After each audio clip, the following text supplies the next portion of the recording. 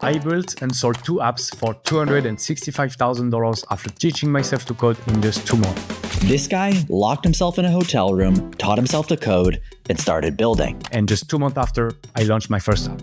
He started small, but over the course of that year, he built over 17 apps. Most of them failed, except for a couple, which he then sold for a combined $250,000. So, what did he do right? I grew my app from 0 to 7,000 of monthly recurring revenue with Facebook ads when everyone said it wouldn't work. But what's even cooler is the secret he learned along the way on how to quickly monetize these ideas. I sat down with Nico for a couple hours and got all the sauce. And in this video, you'll learn exactly how he taught himself to code and build apps, how to sell your app the right way, and a full breakdown of his special secret, paid ads. Sit down, strap in, and let's go. I'm Pat Walls, and this is Starter Story.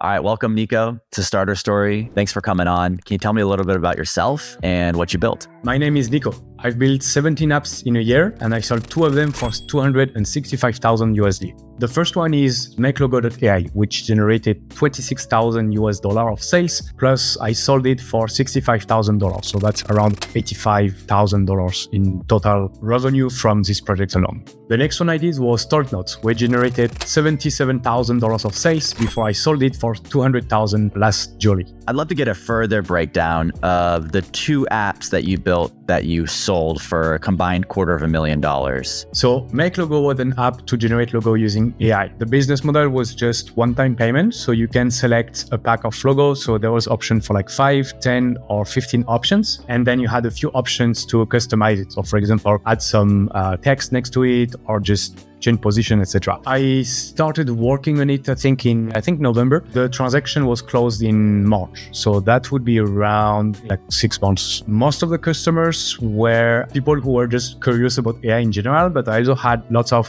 small entrepreneurs who didn't necessarily wanted to pay a designer for a full logo, but still didn't wanted to have like something super generic. The next one I did was TalkNotes. TalkNotes is an app that helps you turn any kind of voice note you can record into proper formatted text. In terms of pricing, I started with one-time payments. It was like a 1-year pass. And eventually I switched to subscription, which was $60 a year or $12 per month. In terms of customers, I think I had around 10,000 users for the app. I had like different targets, like people who often need to brainstorm ideas and write them down so they can remember it later. Let's go into what got you building online. Give us a timeline of going from working for someone else to learning to code and making a living with your own projects. I got started because I had a summer job in a bank and I really hated it. So I resigned after 3 days. I was 19 years old back then, I think. And I had like no clue what entrepreneurship was or what I was doing. So I was just like trying things out. After around 1 year, I decided to create a brand of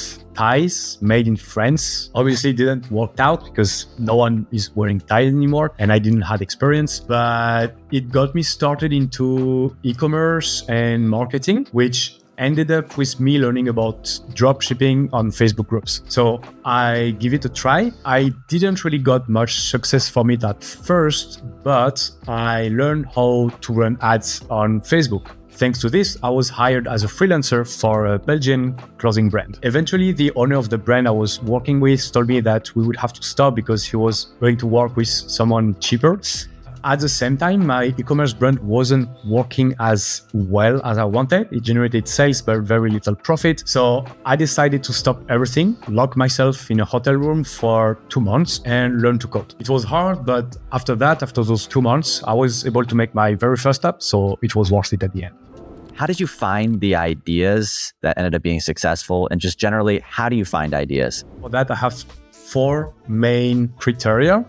The first one is the perceived value. Is that something valuable to other people? Are they valuing solving this problem? Or is it just like a slight inconvenience that they don't really care about? The second one is the scale.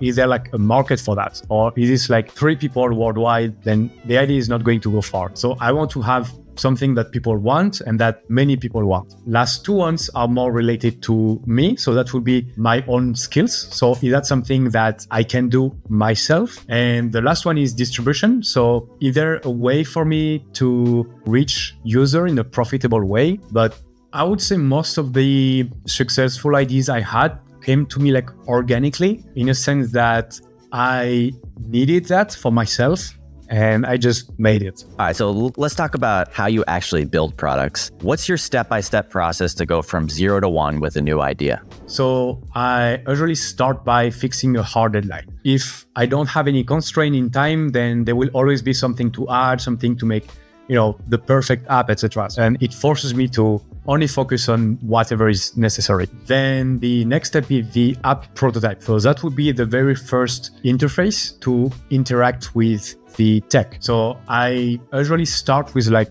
some kind of planning phase. So that's where I write down all the features, not the nice stuff, only what is just essential. Once I plan all that, I like to look for example, design ideas for the interface on Dribbble and Google Image. And recently, V0 has been really useful to generate interface. And then once I have lots of ideas and I have a better idea of how my interface is going to look like, then I either make like some kind of prototype on Figma, if that's a really complex user interface where I have to put lots of things together, or I just do it directly by coding and improving on the go. Then the next step is to add like SaaS layers. So that's things like authentication, payment, like anything you need in a SaaS. So that's typically the boilerplate code that you use from one project to the other. Once I have all that ready, I go to the landing page part. So this is going to be the sales pitch. So just making a landing page that is as compelling as possible, to make people want to either sign up or purchase the app or whatever is the goal of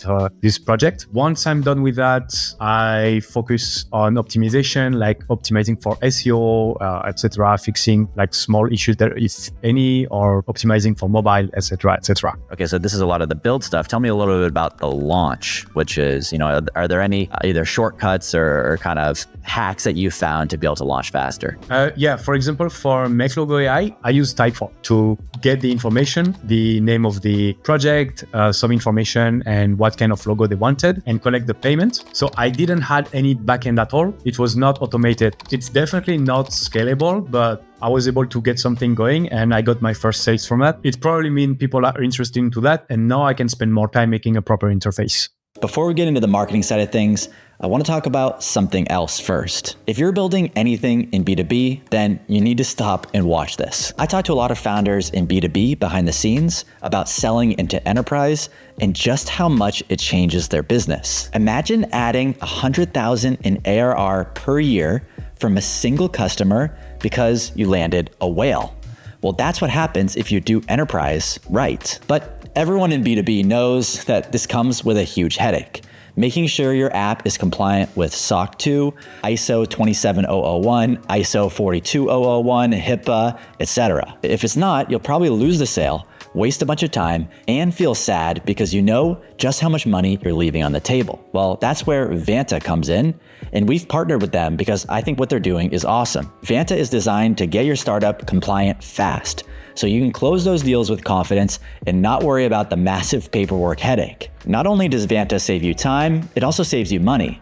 This new IDC white paper found that Vanta customers achieve $535,000 a year in benefits, and the platform pays for itself in just 3 months. Over 10,000 companies like Ramp, Atlassian, and Pendo use Vanta to manage risk, improve security in real time. So if you're serious about getting compliant, then I think you should definitely download this free SOC 2 checklist. It breaks down the process and the road ahead so you can land more enterprise deals with far less headache. Just click the first link in the description to download it for free. Thank you to Vanta for sponsoring this video. I think what you guys are doing for founders is awesome. All right, let's get back into it. Let's talk about marketing. So we talked about how to build, how to launch, but probably the hardest thing is marketing. So how have you gained thousands of users and made hundreds of thousands of dollars? So it all depends on the project and the resources I have available. For example, for Make Logo, I didn't had much saving, so I didn't want to spend any kind of money on ads. But the thing is, I was the first to have like AI generated logo back then. People were just naturally curious. For TalkNote, it was a bit different. I didn't start ads right at the start. So I first tried to validate the idea organically. And just from that, I got 1,500 MRR or something like that. And once I got to this point, I knew the idea had potential. I decided to start running ads, and I didn't had still lots of resources in terms of creative. So it was really basic static ads. So it's just like an image with a headline, etc. I ended up making then landing pages for specific audiences and ads for those audiences. And that's where it really blew up. For the marketing cost, again,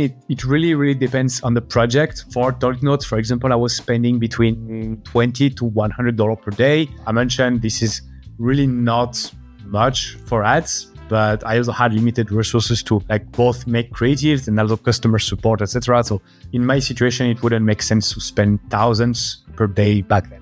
Well, let's dive into that a little bit because, a lot of the people we talk to on this channel make it through organic, short form, this sort of stuff. This is really, really cool that you did this with paid ads. So can you just walk me through your paid ad strategy a little bit? So it really depends on the platform. For example, you have search platforms like Google, Bing, etc. So in this case, that's more about giving people what they want at the right timing. But you also have interruption platforms where you show your ads while people are doing something else. So for example, on Facebook or Instagram, they're just scrolling. And in this case, it's really all about catching the attention and making the user like want to learn more by, watching the ad and then clicking on it. I use both video and static ads depending on how much budget I have, etc. I have one ad for TalkNotes that worked really well. It's not really like a professional ad. It's more something that you can find scrolling on your feed. So if you look at the video, it's not like professional studio or whatever. It's just a guy that I paid and he's recording himself reading the script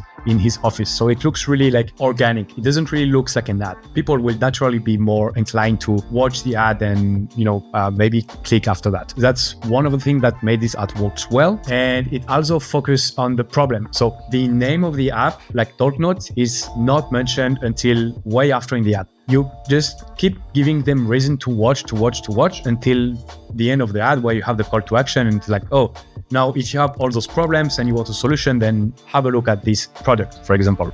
Okay, cool. So I want to do a little section going over the sale process, just talking about acquire.com and the process of posting your idea on there. I think that would be helpful since you've gone through the process 2 times. To sell the app, the first thing is obviously where are you going to list it for sale? In my case, I went for acquire.com. Now they don't handle the transaction themselves, so they just put you in touch with like the buyer, etc. But then you have to make the wire like sort of on your own. The important thing is to make sure that the listing is like a landing page. So you really want to showcase your startup as like a product. Now, for the negotiations, it's better to underprice your startup to get buyers interested. Because the thing is, there is some like ego play.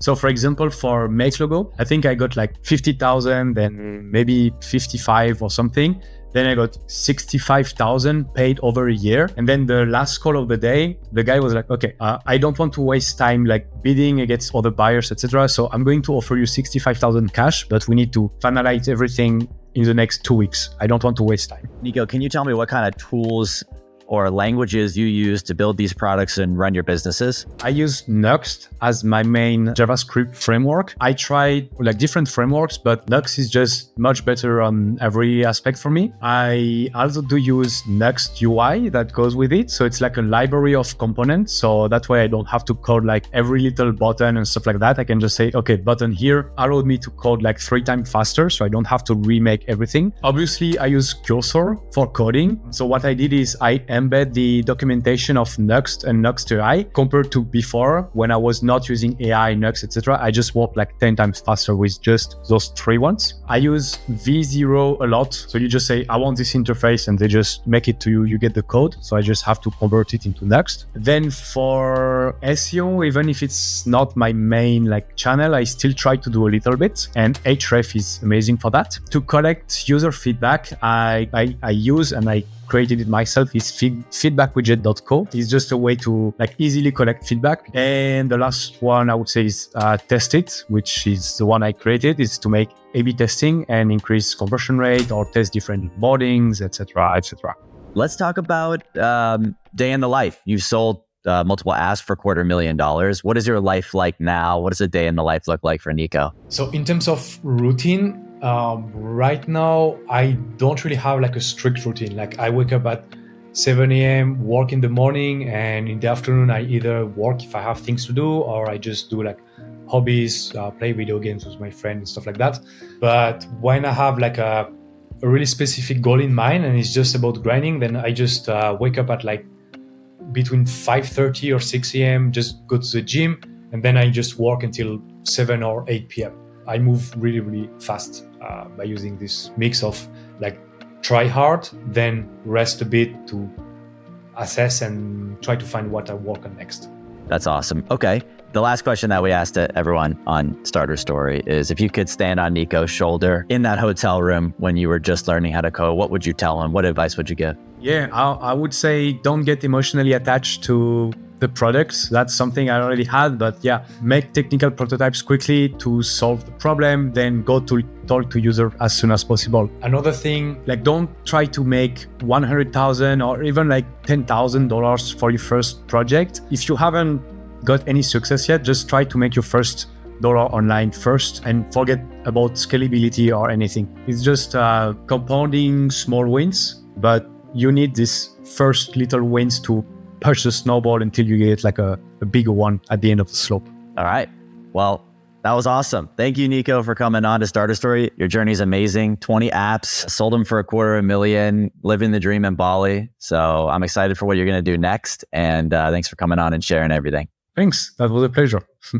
So thank you for Nico for coming on. I think your story is amazing. I think if you watch this, it might feel like Nico had some crazy formula for success, but I really just don't think that's the case. He got started, shipped a crap ton of stuff, and while doing that, he eventually kind of stumbled on a couple of things that worked. I see a lot of people waiting for the right time to start, sitting on the sidelines, while others, like Nico, are just getting started, playing around with all these AI tools and new markets, and just shipping stuff every week. If you're trying to do something similar, well, I have something special for you. It's called the AI Build Accelerator, and in 2 weeks, you'll ideate, build, and ship a real-life production app. Imagine what would happen if you started today. Imagine where you could be in 2 weeks. If you're curious about doing this and actually building something, then check out the link in the description if you want to learn more. But this is only for people that are serious about actually building something. I'd love to see you in there. Just click the first link in the description and let's build. All right, guys, I'll see you in the next one. Peace.